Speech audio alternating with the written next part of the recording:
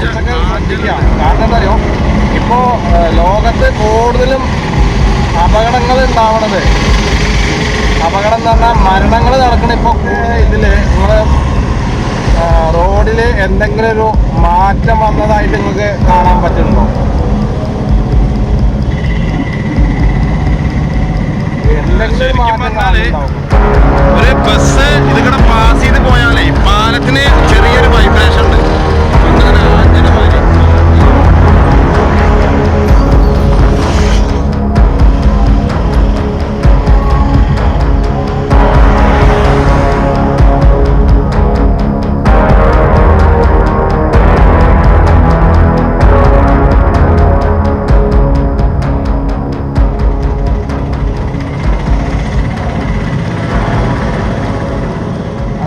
ഒരു TVSന്റെ ഷോറൂം കാണുന്നുണ്ടോ?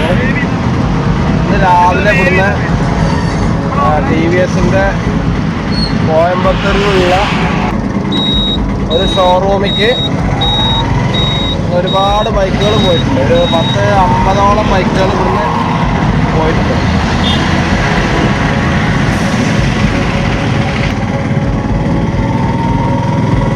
ഇപ്പോൾ പഴയ മാർക്കറ്റിനാണ് വില, ഫ്രഷുകൾക്ക് വിലല്ല.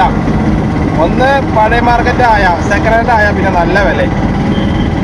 അപ്പോൾ ഞാനിപ്പോൾ ഒരാളെടുത്ത് ഒരു കാര്യം ചോദിച്ചു, അല്ല ജീവിതത്തിൻ്റെ ഏത് ഭാഗത്തു നിന്നാണ് ഇനി തുടങ്ങേണ്ടത് ചോദിച്ചു. അപ്പോൾ വയസ്സ് എത്ര ചോദിച്ചപ്പോൾ വയസ്സ് പറഞ്ഞപ്പോൾ ഇനി എങ്ങോട്ട് നോക്കണ്ട, ഇനിയൊക്കെ താഴെ ചെയ്യുള്ളൂ, ഇനി പൊന്തില്ല എന്നാ പറഞ്ഞത്. അതായത് അത് ഇന്ത്യന്നല്ല, നമ്മുടെ എല്ലാവരെയും കാര്യം തന്നെ. നമ്മളങ്ങനെ ഒരാളിങ്ങനെ ഒഴിഞ്ഞു മാറിയിട്ട് ഞാൻ ഡീസൻ്റ് ആണ് എന്നൊന്നും പറയണ്ട. അപ്പോൾ വാർത്തകൾ കാണുന്നതും നമ്മളെ ചുറ്റുപാട് അറിയണതൊക്കെ നല്ല കാര്യം തന്നെയാണ്. നമ്മളറിയാത്തത് അറിഞ്ഞതും അറിയാതെ നടക്കണമൊക്കെ വെറുതെയാണത്. ഈ ബംഗാളികളെ ഹിന്ദിക്കാർ ഭയങ്കര നുണയന്മാരാട്ടോ.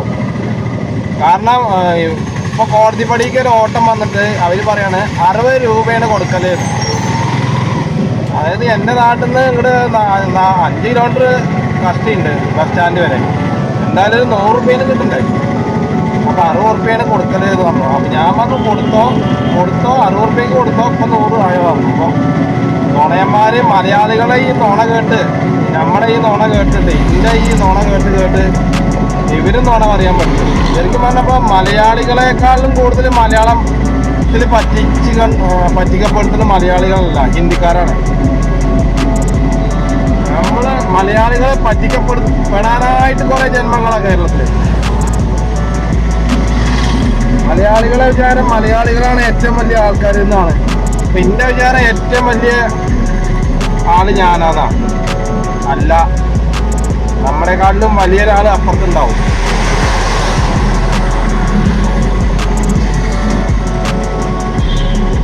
ഇന്ന് ഞായറാഴ്ച ആയതുകൊണ്ട് തിരക്ക് തീരല്ല. വണ്ടിക്കാര് ഇപ്പോൾ രാവിലേക്ക് വന്നിരുന്നു, പക്ഷെ രാവിലത്തെ ആ ഒരു മൈൻഡ് വേറെയായിരുന്നു. ആളുകളില്ല, വാഹനങ്ങൾ പള്ളി. സമയം 6:30 മണിയായി.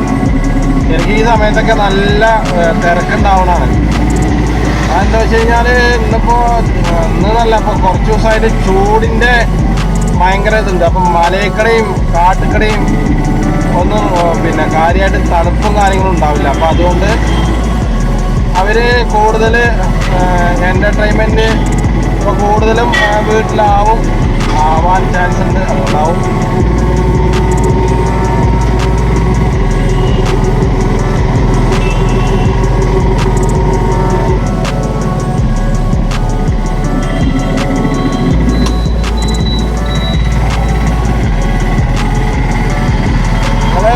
ഓരോ ദിവസവും നമ്മൾ സ്ഥിരമായിട്ട് പോണ ഒരു വഴിയാണെങ്കിൽ ആ വഴിയിൽ എന്തൊക്കെ കാര്യങ്ങൾ ഓരോ ദിവസം കാണുന്നുണ്ട് എന്നും കൂടി നിങ്ങൾ ചിന്തിക്കണം.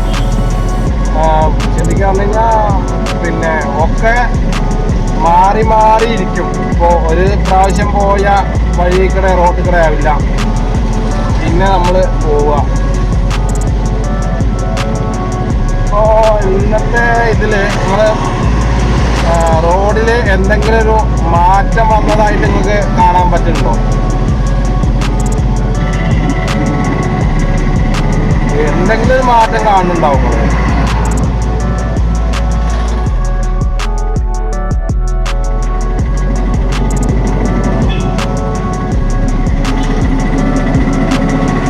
അങ്ങനെ നമ്മുടെ നെല്ലിപ്പുഴ പാലത്തിൽ കുറേ ദിവസമായി ലൈറ്റ് കത്തിക്കൊണ്ടിരിക്കുന്നു കേട്ടോ, കത്തുണ്ട്. അന്ന് വന്നപ്പോഴും ലൈറ്റ് ഉണ്ടായിരുന്നില്ല. അത് ഞാൻ പറയുമ്പോൾ എന്താ പറയുക, ഇവർ പരസ്യത്തിന് വേണ്ടിയിട്ട് ലൈറ്റ് കൊടുക്കുമ്പോൾ ഇവിടുത്തെ മുനിസിപ്പാലിറ്റി ആയാലും കോർപ്പറേഷൻ ആയാലും അവർക്ക് അതിൻ്റെതായ ഒരു വാടക ഉണ്ട്. ആ വാടക കൊടുക്കണം. അപ്പോൾ ഇത് കത്താതിരുന്നിട്ട് വാടക കൊടുക്കാതിരുന്നിട്ട് എന്താ കാര്യം? അപ്പോൾ അത് കത്തിക്കല്ലേ നല്ലത്. കത്തിയാലും കൊടുക്കണം പൈസ, കത്തിയിട്ടില്ലെങ്കിലും കൊടുക്കണം പൈസ.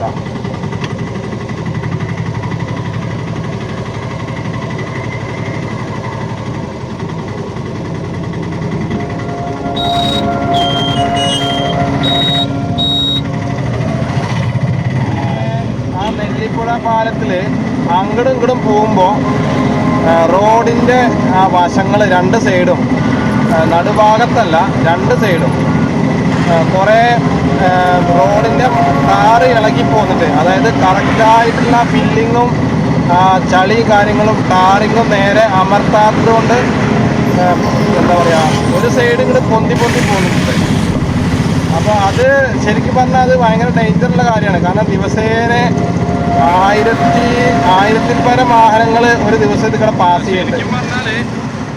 ഒരു ബസ് ഇതിവിടെ പാസ് ചെയ്ത് പോയാലേ പാലത്തിന് ചെറിയൊരു വൈബ്രേഷൻ ഉണ്ട്, ഒന്നിങ്ങനെ ആഞ്ചി ആടണ മാതിരി. അപ്പോൾ ഇവിടുത്തെ ഈ ടാറിങ്ങും കാര്യങ്ങളൊക്കെ ശരിയാക്കിയിട്ട് പാലത്തിന് വല്ല പ്രശ്നം ഉണ്ടാവും, അതാവും. പിന്നെ അവിടെ ഉണ്ടോ, ഇവിടെയൊക്കെ ടാറ് പൊന്തിയിരിക്കുകയാണ്. ഇതപ്പോൾ നിങ്ങൾക്ക് കാണാം, ഇവിടെ വാഹനങ്ങൾ പോകുന്നതിൻ്റെ ഹൈറ്റും വ്യത്യാസം നിങ്ങൾക്ക് നേരെ അറിയാം.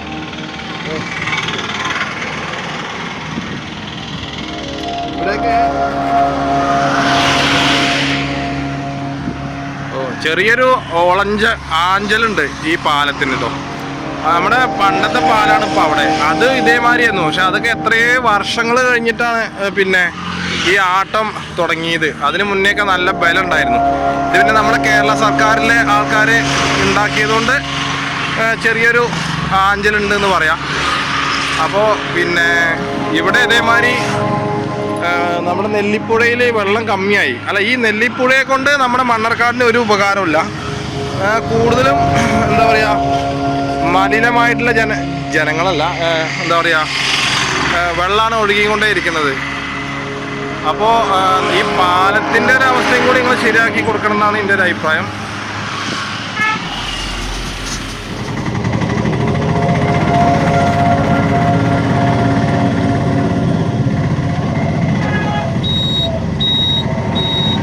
മണ്ണാർക്കാടിൻ്റെ പല ഭാഗത്തും റോഡിൻ്റെ അശാസ്ത്രീയമായിട്ടുള്ള റോഡ് പണി നടന്നതിൻ്റെ ഓരോ കാര്യങ്ങളും വ്യക്തമായിട്ട് നമ്മുടെ വ്യാപാരി വ്യവസായി സംഘടന പറഞ്ഞിട്ടുണ്ട്. അപ്പോൾ ഇതിന് മുന്നേ ഞാൻ പറഞ്ഞിട്ടുണ്ടായ ഒരു കാര്യം തന്നെയാണ്. നമ്മുടെ റോഡിൽ ഇവിടെ ആൽത്തറ ജംഗ്ഷനിൽ പിന്നെ റോഡിൻ്റെ ഇടതുവശത്ത് ഇപ്പം നമ്മൾ പോണ ആ ഭാഗത്ത്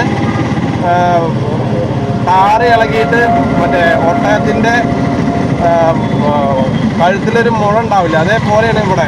ഈ കയറ്റം തൊട്ടിട്ട് ഇവിടുന്ന് ഈ ഭാഗത്തേക്കൊരു സൈഡിൽ ഒരു ആഞ്ചലുണ്ടാവും. കാരണം അത് ഇവിടെയൊക്കെ എത്തിക്കഴിഞ്ഞാൽ ഇവിടെ പ്രത്യേകിച്ച് ഡേഞ്ചർ ഏരിയയാണ്. ഈ ലോഡ് കയറ്റി വരുന്ന വാഹനങ്ങൾ, വലിയ ട്രക്കുകൾ, കൂടുതൽ രാത്രിയാണ് വലിയ വാഹനങ്ങൾക്കുള്ള പെർമിഷൻ ഉള്ളത് ടൗണിൽ കൂടെ.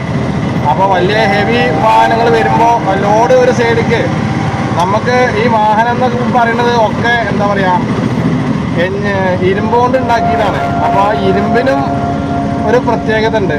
സൈഡിലേക്കൊക്കെ ചെരിവ് വരുമ്പോൾ പെട്ടെന്ന് അത് നമുക്ക് വാഹനത്തിനായാലും ഇത് മാറ്റാനും നിർത്താനും ഒഴിവാക്കാനും കഴിയില്ല. അപ്പോൾ വേറെ ആരെങ്കിലും തലേക്കടെ വണ്ടി വീണ് അവരും എന്തെങ്കിലുമൊക്കെ ഉണ്ടാവും. അപ്പോൾ അതുകൊണ്ട് അവിടുത്തെ പ്രശ്നം, ആ ആൽത്തറ ജംഗ്ഷനിലെ പ്രശ്നം ഒന്ന് പരിഹരിക്കണം. അല്ലെങ്കിൽ ഇതുവരെ അപകടമൊന്നും ഉണ്ടായിട്ടില്ല. പക്ഷെ അപകടം വരാൻ വേണ്ടി നമ്മൾ കാത്തുനിന്നിട്ട് എന്താ കാര്യം? റോഡിൻ്റെ കാര്യങ്ങൾ നിങ്ങൾ കറക്റ്റായിട്ട് മാന്യമായിട്ട് ചെയ്യുക ഡ്രൈവിങ്ങിൽ. അതിപ്പോൾ ആരും നല്ലത് പറഞ്ഞു തരാൻ ഉണ്ടാവില്ല. ഇത് നല്ലതൊന്നല്ല പറയുന്നതല്ല കേട്ടോ. ആരും ഇങ്ങടെ സന്തോഷം കാണാൻ ആരും നല്ല വാക്കുകൾ പറഞ്ഞു തരില്ല. മോട്ടിവേഷൻ ആണെങ്കിൽ പോലും നമുക്ക് കുറച്ച് നേരെ കേൾക്കാൻ കഴിയുള്ളൂ. പിന്നെ നമുക്ക് നമ്മുടേതായ ചിന്തയ്ക്ക് നമ്മൾ പോകും. അപ്പോൾ ഒരാൾ അത് പറഞ്ഞിട്ടുണ്ടെങ്കിൽ തീർച്ചയായിട്ടും അത് അനുസരിക്കുക തന്നെ വേണം. അപ്പോഴാണ് നമുക്ക് നമ്മുടേതായ ആ ഇതിലേക്ക് പോകാൻ കഴിയുള്ളൂ. പിന്നെ ഇന്നിപ്പോൾ ഒരു അപകടം ഉണ്ടായത് നിങ്ങൾ അറിഞ്ഞിട്ടുണ്ടാവും.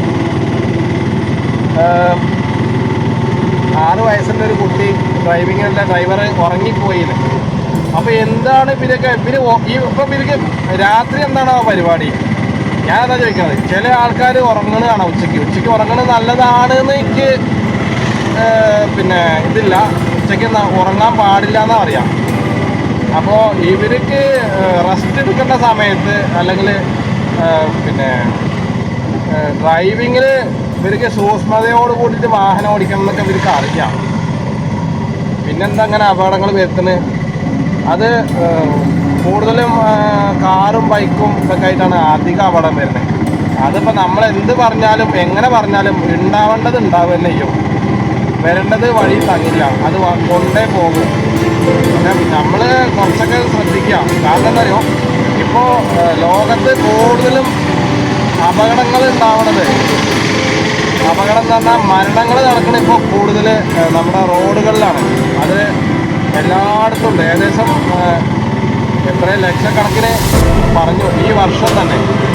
നമ്മുടെ കേരളത്തിൻ്റെ ഏകദേശം ഒരു 7,000-8,000 ആൾക്കാർ ആക്സിഡൻ്റായിട്ട് തന്നെ മരിക്കുന്നുണ്ടെന്നാണ് പറഞ്ഞത്. അപ്പോൾ എന്താണ് ഇപ്പോൾ ഇതിൻ്റെ പ്രതിവിധി? ചെറിയൊരു ജീവിതം ഉള്ളത് കരുതിയിട്ട് അവർ ജീവിക്കട്ടെ. അല്ലാതെ ഇപ്പോൾ അതിൽ നമ്മളിപ്പോൾ വലിയൊരാളായിട്ടും മറ്റൊരാളാവാനും ശ്രമിച്ചിട്ട് മാറിയിട്ടൊന്നും ഒരു കാര്യമില്ല. നിങ്ങൾക്ക് ഒരടിയാണ് നടക്കാൻ കഴിയുന്നതെങ്കിൽ അതെന്നെ നിങ്ങളുടെ ഭാഗ്യം എന്ന് കരുതാം. ഇപ്പോഴത്തെ കാലത്തിട്ടോ ഇനിയൊന്നും നമ്മൾ ഉദ്ദേശിക്കുന്ന കാര്യമൊന്നും ഇനി നടക്കില്ല. കാലം പോയിക്കൊണ്ടേയിരിക്കും.